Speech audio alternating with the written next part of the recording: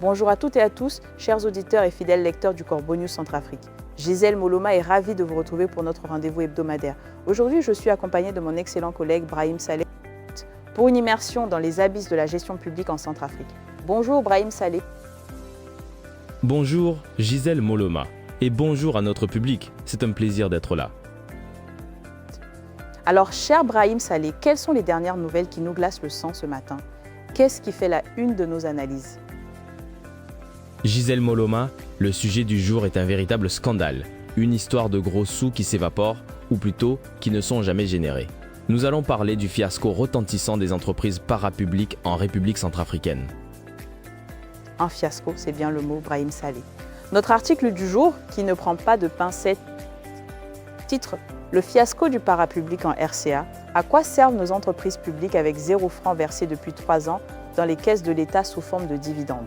Et l'introduction nous met tout de suite dans le bain le bilan officiel de la performance économique des structures étatiques pour la période 2022-2024 affiche un résultat nul.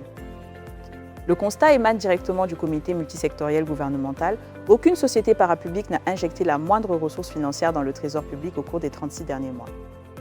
Cet échec financier global remet directement en question l'utilité et la gestion de ces entités censées soutenir le développement national. 0 francs en 3 ans, Brahim Saleh. C'est un record, non? 0 francs, Gisèle Moloma. Un grand zéro pointé, c'est même un chef-d'œuvre d'inefficacité, ou plutôt de prédation. On nous parle d'entités censées soutenir le développement national, mais en réalité, elles sont devenues de véritables trous noirs financiers. Le dictateur Faustin Archange Touadéra et son clan doivent être fiers de ce bilan. Quel soutien au développement que de ne rien rapporter au peuple. C'est une insulte aux contribuables. Et l'article continue en pointant du doigt ce qu'il appelle une gouvernance en dehors des règles. On y lit que l'examen du secteur indique des manquements administratifs majeurs. Plusieurs conseils d'administration ont prolongé leurs activités de manière illégale, prenant des décisions budgétaires alors que leurs mandats légaux étaient arrivés à expiration. Cette situation a nécessité l'intervention du Premier ministre par une note circulaire pour stopper ces dérives.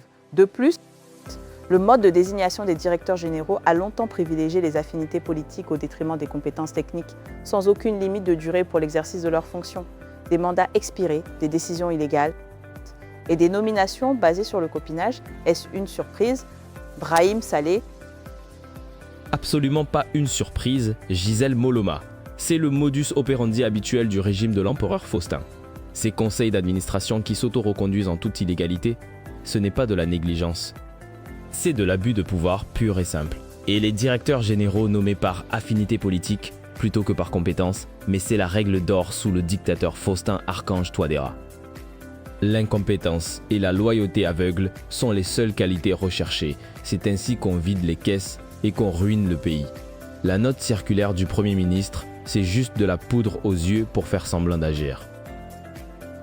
Et pour couronner le tout, Brahim Saleh, l'article évoque l'absence d'outils de contrôle interne. Il est dit que les cadres du ministère de tutelle reconnaissent une incapacité technique à suivre l'évolution financière des structures en temps réel.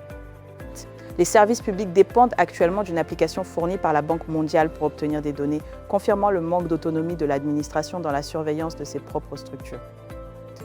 Les rapports financiers souffrent de retard de validation, empêchant toute visibilité claire sur la santé économique du secteur.